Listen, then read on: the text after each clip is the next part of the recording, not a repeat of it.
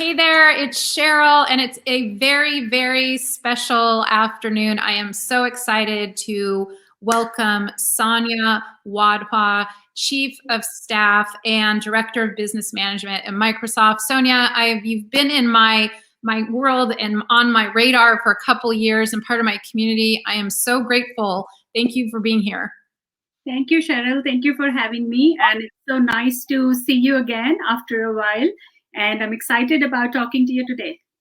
Yes, we have a lot planned. And before we jump in and start to learn some of the gems of wisdom that you are going to share with us about the very, very important and timely topic about hiring, creating a diverse workforce, but then empowering them, because we had the conversation offline that diversity in it's not enough to have a diverse workforce. We need to have an inclusive workforce. So in your all of the successes that you've had at Microsoft, I'm excited to talk about that.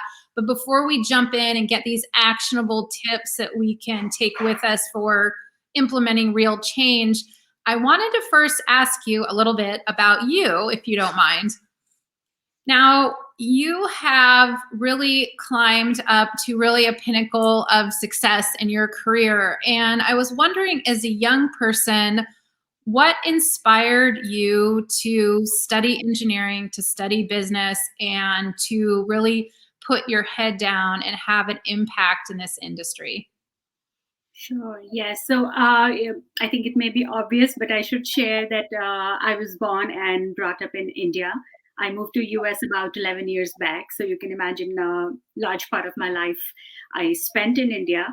When I think back on my childhood days, one of the memories, rather I should say, one of the things that has been most inspirational to me has been how I saw my mother work hard for my education. And I'll just give a little bit of context to that. Coming from the kind of culture that I was born into, a girl's education was typically very low priorities as compared to boys' education in a family.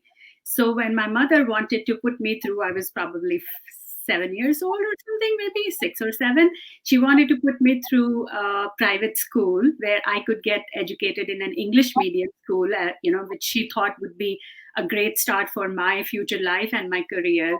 My father, as well as my grandmother, who controlled the finances at home, they put their foot down. It was not something they were willing to really. They loved me, of course. There was, never any two questions about that.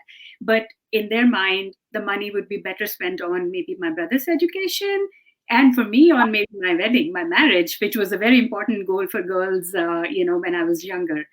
But my mom put her foot down and she said, "Hey, if you guys think you cannot financially support Sonia's education, I am going to start working." And then for the next several years, as I went through school and then college, my mom worked every single day. She was just a regular graduate. She had no professional qualifications. I saw her taking on a bunch of additional qualifications and rising herself from somebody who was just tutoring a couple of kids at home to the principal of a school, Wow. of a full-fledged school with like 2,000 kids. So she grew, she worked hard, and through that power of her hard work, she financed my education, of course. But the bigger thing for me was she became a role model to me in terms of somebody who was constantly reinventing herself, constantly growing, despite all the, all the negative forces around her in many ways. And also, it made me super determined to prove to her that what she did for me was worth it, and to also prove to probably the world, I don't know who I was trying to prove it to, probably to myself, that I was worth the investment that was put into my education, and I'm going to make something of myself to, show as a proof. Yeah. So that is amazing. And do you think, now that you're telling me that story, and we're going to have a conversation about mentorship in a moment, because I know that that's near and dear to your heart. But do you think the very thing that your mom did for you is really important to really empower our future female leaders, and especially leaders in the workplace who might even feel further marginalized? Absolutely. I think I was fortunate that my own mother did it. But I do know that in many situations, circumstances, sometimes people just get sort of boxed by the ones who love them. And they are probably told, given direct or indirect messages that they can do only so much, or there's only so much, or only a certain direction that they're capable of taking in their life or their career. So that's where mentorship really comes into play. If you have somebody as a mentor, it could be a family member, it could be a teacher, it could be a boss, it could be anybody that you meet, anywhere in your life, and that person can really keep encouraging you, can remind you of your own power, can remind you of your potential, especially when we all go through low phases in our lives, in our careers. If there's somebody who reminds us constantly of what we can do, somebody who can point us to the doors that are available and can be opened with a little bit of effort, I think that can take the marginalized folks um, much farther than just by virtue of education or finding a right job opportunity or a right business to work for. Yeah, and that is so important. And I know when we were talking prior to going live, you were talking about you yourself were boxed in by people that loved you very much. And so when you take that notion along with the amazing example that your mom showed you and translate that into the workplace, what is something that we can start doing tomorrow that will help us make progress to a diverse, equitable, but also inclusive workplace? I think, as I mentioned, I'll probably come back to the example of mentorship. Um, it is, in my mind, one of the most empowering things that anybody can get as a professional. And as I look back on my career in the early years, honestly, I did not have a mentor. Sure, my mom was there in my growing up years, and she sort of encouraged me, helped me. But beyond a point of time when I was on my own, I really wish, if I look back on my younger years, if I had a mentor who could have reminded me of my potential. There were times when I sort of almost gave up on my aspirations. So I think from that perspective, if we can find mentors for our younger people, for people that are more marginalized, for the quieter voices in the room, and also if people that are capable of being mentors, people that have life experiences or professional experiences, they can raise their hand to be mentors rather than being asked to be a mentor. So I would recommend folks to actually go out and seek people that they feel have that hidden potential, which can be exploited, which can be grown further, and go and offer their own learnings to them, go and offer, share their own stories with them. To me, that is one of the most important things we can do as companies, or, even otherwise, wherever we are trying to build diversity. In my mind, diversity is not just about increasing the numbers, about increasing or making our ratios better. It's a lot about how to then make those people, the diverse people that we hire, how to make them grow and thrive by creating an environment where they can grow and thrive. Yeah, and that's an important message that you bring up. And it seems like you're saying that you don't need to be in the C staff or a vice president or a senior vice president and to have a mentor. If you've been there a little bit longer than the new person, then maybe that would qualify you to be a mentor. And so, and correct me if I'm wrong, but it seems like too, it'd be a good idea, not just for leaders to seek out mentees from different places than they might not normally look and take the initiative on that, but for others who might not see themselves as mentors to view themselves in a different light and through a different lens, and for them to take that initiative as well. Absolutely. You nailed it, Sheryl. I think you do not have to have any kind of corporate title or a level of seniority or even a number of years of experience to be a mentor for someone. You will always, if you have the desire to help somebody and the desire to share your learnings and experiences, and also very importantly, you're willing to be vulnerable and sharing with somebody, no matter what level, what age, what title you are at, you will be able to find somebody that can benefit from your mentorship. Yeah, that's so, so important. So, in other words, so putting my coach's hat on, if you take all of that amazing information and gold nuggets of wisdom that Sonia's sharing and go out there and set a goal for yourself of, every month I will check in on so many people, or in a certain period of time, I will take someone under my wing or do that, then I think that that could be incredibly powerful and have a huge ripple effect for an entire organization if people start seeing themselves and others in a different perspective. Yeah, I agree. And I think mentorship opportunities are available not just in our workplaces. So you don't have to be working for a corporate like just Microsoft to be a mentor. There are a ton of opportunities available in via other medium. For example, I know I have people reached out to me on LinkedIn offering to help provide mentorship to students in some part of Africa. So I sign up for these kind of programs because I really want to help. I mean, it's a person I don't know. I've never seen them. I'll probably never see them in my life, right? But I want to be able to share as much as I can from my story with them and give them those little tips and tricks, or maybe share with them the mistakes that I made, which I really hope others don't. If I can be vulnerable about my story. Yeah. And so if we've had a conversation about being vulnerable. Now I'm going to ask you a question that might make you a little uncomfortable, make you a little bit vulnerable. But if you were to coach your younger self, what would you say to your younger self in order to make your path a little bit easier? And thinking back to a time where maybe you stumbled, or maybe you made some mistakes, or maybe a job didn't work out, or what have you. So is there a piece of wisdom that you would share with your younger self?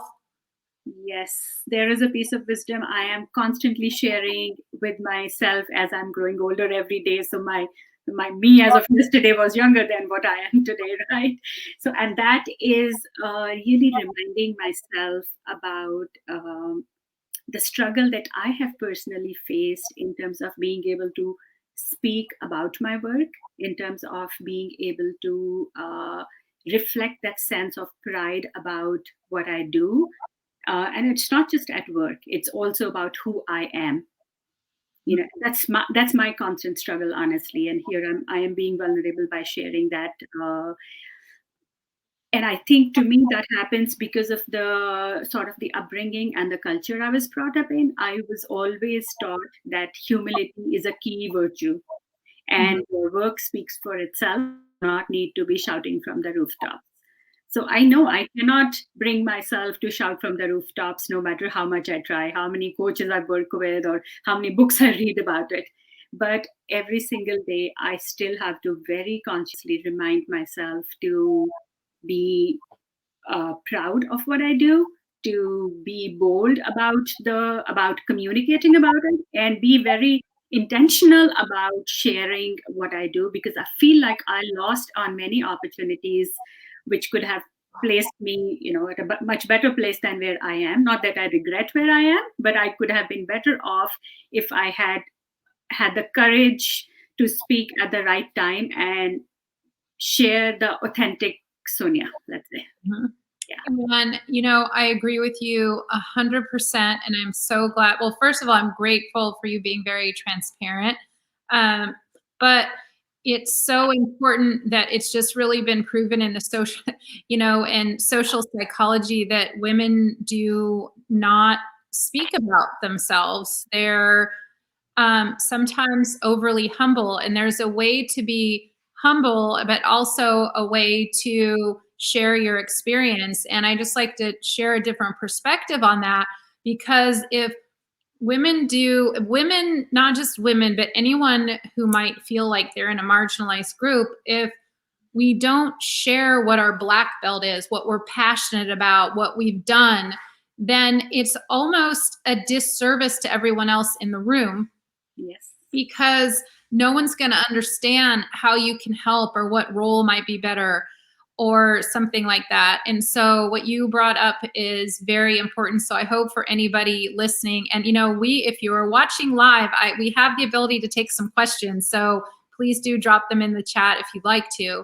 But if you can take that wisdom to the bank, so to speak, and really start learning to share what you've done in a very authentic, and even humble way. But really the theme for this year for all of my, whether they're, whether I'm speaking or one-on-one clients or what have you, is really hone it and own it. There's a way to own your accomplishments in a way that is 100% appropriate, and also in a way that really serves the people that you are around. So I am so thankful that you brought that up.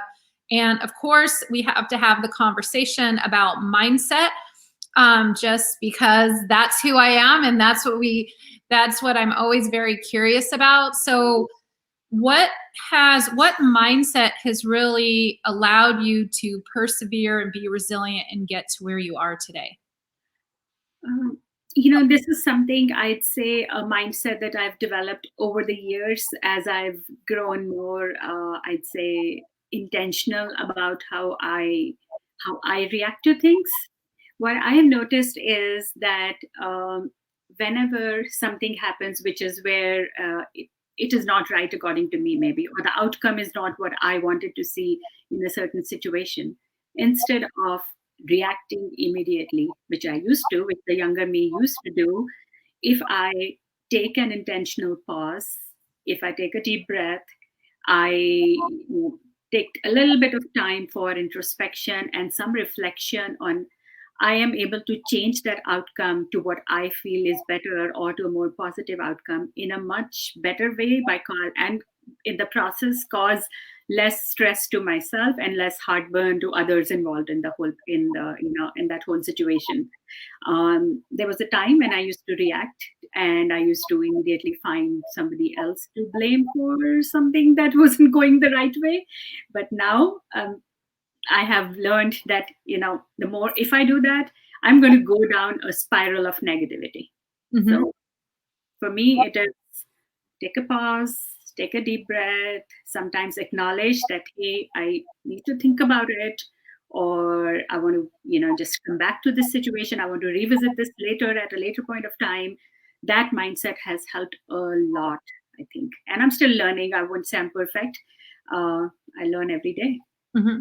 And so it sounds like one thing that I talk about, and this might be in my terminology and not yours, but it really made me think about that you're highly emotionally agile. It means that you have a high awareness of your emotions, what triggers your emotions, but also agile in it, how to take a pause and check them and kind of get back into the zone, so to speak. Yeah, I like your terminology. I'll use it now. Yeah.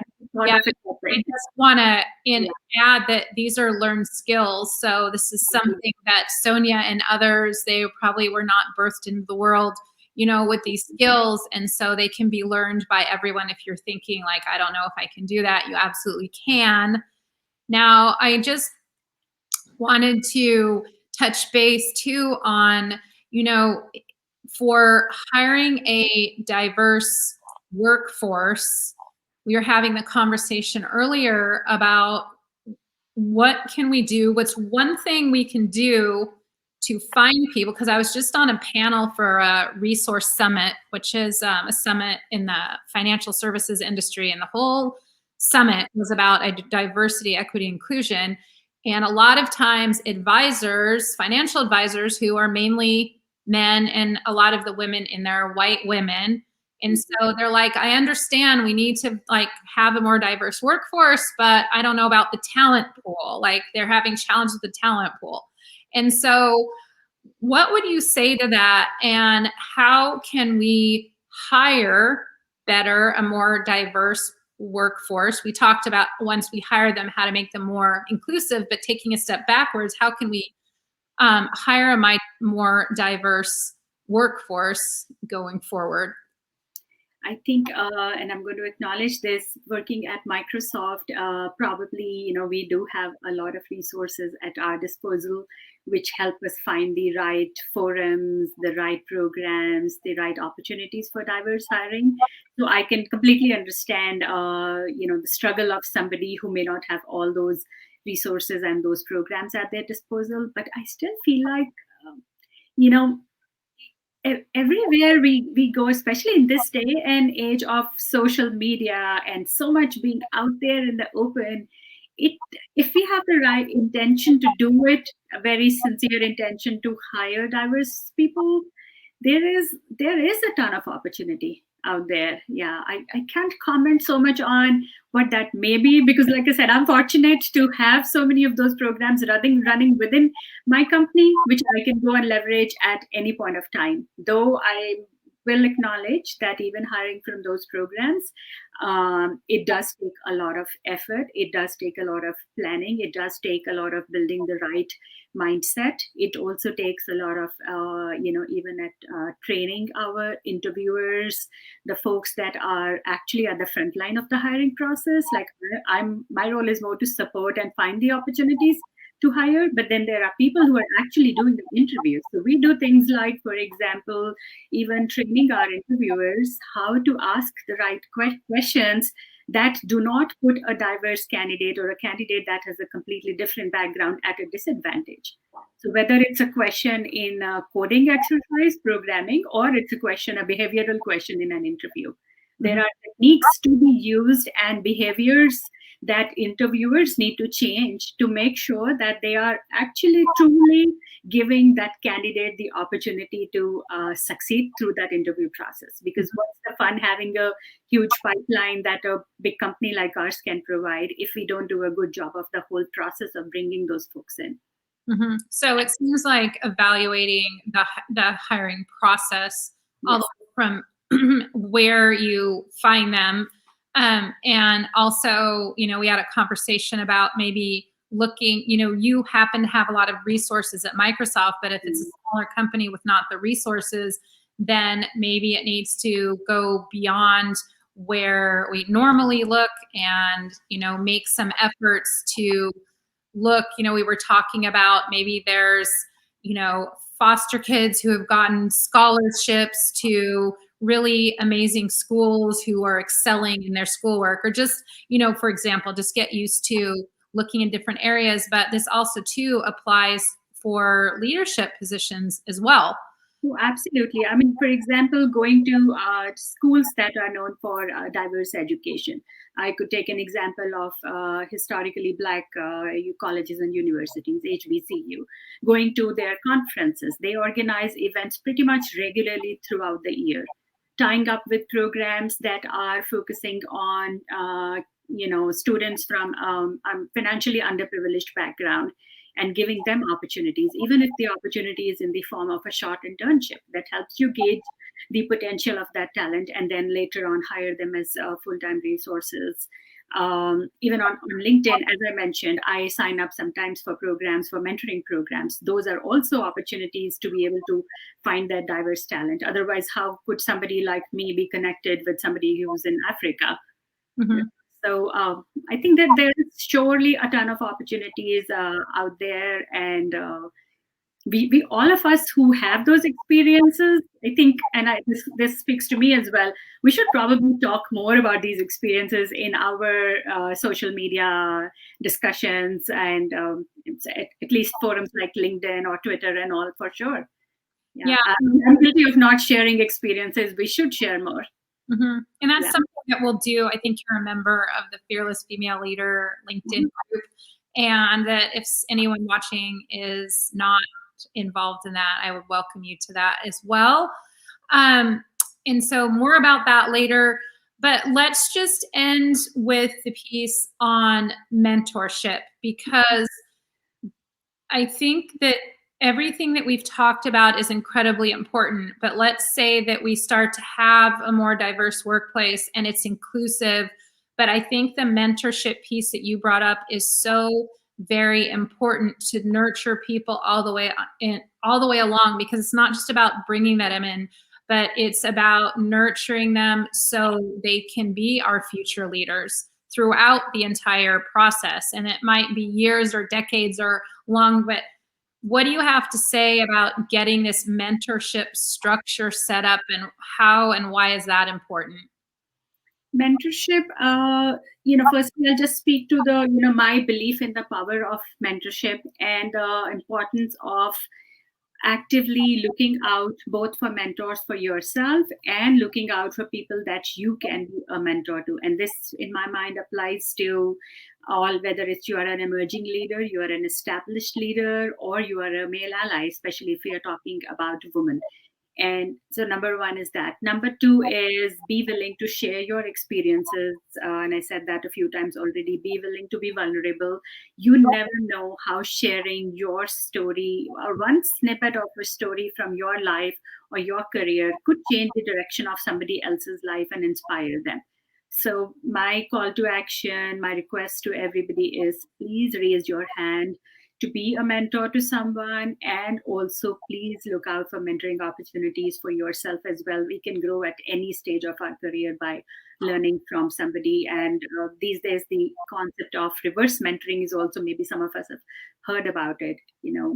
Find a reverse mentor, somebody who's at a more junior career state than you, somebody who's younger than you, or somebody who comes from a completely different background that you would never even think of. So there is a ton of things that we can learn from them. In my case, I almost treat my own daughters, who are young adults now, as my mentors in many ways on how millennials work, how Gen Z work, and even at work now, I'm looking for and trying to engage with a reverse mentor for myself. Mhm. So one is that, and then to your question, Sheryl, about the structure for mentorship. Think there are a lot of opportunities available, but I haven't seen a lot of structured programs out there. Um, there are far few and in between. Companies may have, or big employers like Microsoft have their own initiatives, own programs running. There are programs that are available out there on platforms like LinkedIn, but it is all up to us to create more structure around it, share what we are doing, and build more, because this is an area where there's a lot of opportunity out there available, and we haven't yet capitalized on the power of this opportunity. Mhm. Yes, I agree 100%. So if there's one thing that you could leave people with to say, be sure, be sure in the coming weeks, you be sure to do this one thing, what would that be? What is just one thing that we can wrap our arms around that maybe we should be consistent doing, that we can start this week? I'd say spend some time looking around you in whatever environment you are, and find somebody that you think can benefit from your experience, and determine to have a mentor, have them as a mentee for yourself, even if it's one single session, even if it's 15 minutes of a conversation. Like I said, it could change somebody's life. It could really, help them get into the right direction, which is best for them. So please do that. That's the bare minimum you can do in a few minutes of your life. And who knows, it may turn out into a bigger opportunity for you as well as for the other person. Well, Sonia, there's no wonder why Microsoft is just doing so amazing. There's so many powerful leaders there like yourself that are ambitious, heart-centered leaders that are not just changing your company for the better, but also help to make the world a better place. I want to thank you so much for your time. I look forward to following you, and hopefully we'll be seeing you at Women in Cloud this week. Yes, absolutely. Thank you so much again for having me. It was a pleasure.